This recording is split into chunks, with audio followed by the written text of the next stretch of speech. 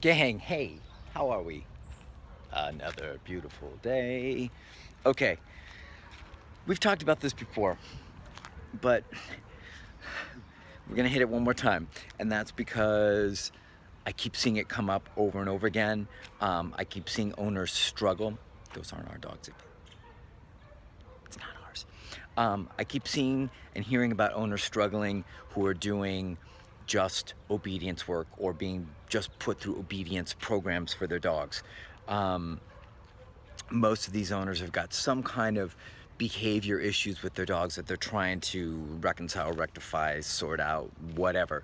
Um, and in order to do that, the kind of like a lot of the accepted wisdom for how to go about that is obedience work. And as we've said before, obedience work has some really positive effects done right with accountability and proofing and actually demanding that the dog perform and creating reliability.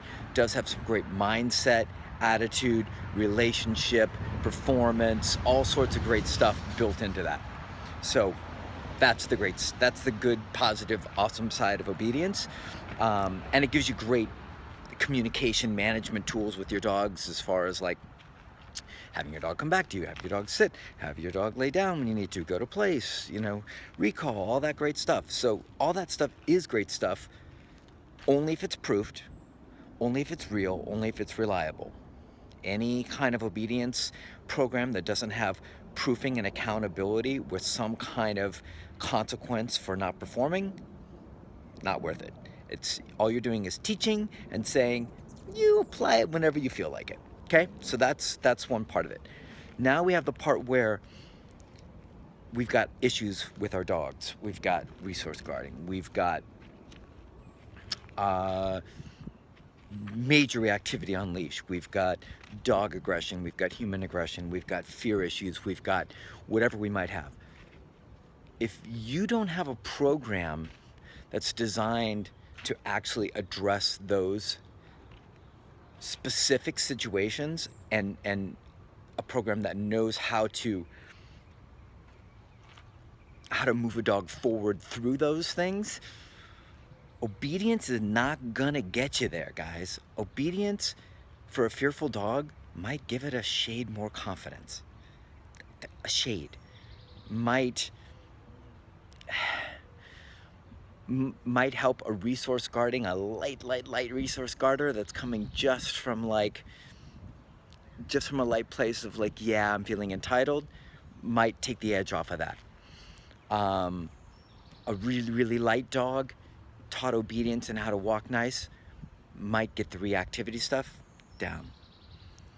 A dog who's just snarky around dogs, once again, light stuff. A dog who's kind of just like little bully, little snarky, teaching it some obedience and that it needs to be in a better space and accountable to its human, might shift it enough to give you some leverage to where you see a little less snarky, maybe a lot less snarky.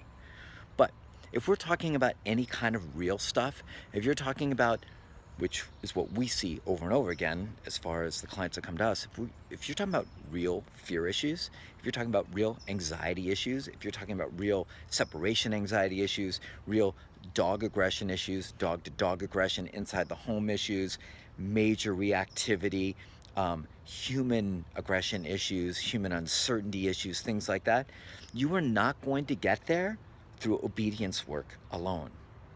And I'm not trying to say this to damn, that's why I started off with the pros of it. I'm not saying it to damn obedience.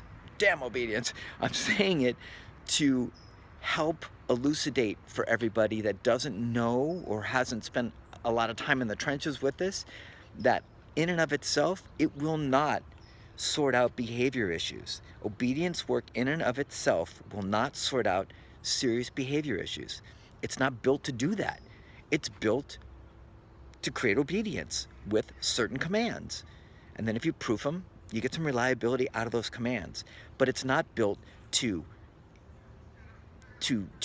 remove fear or to help a dog move through fear. It's not built to impede aggression towards dogs or aggression towards humans, or it's not built to help dogs figure out how to deal with anxiety. it's not built for that.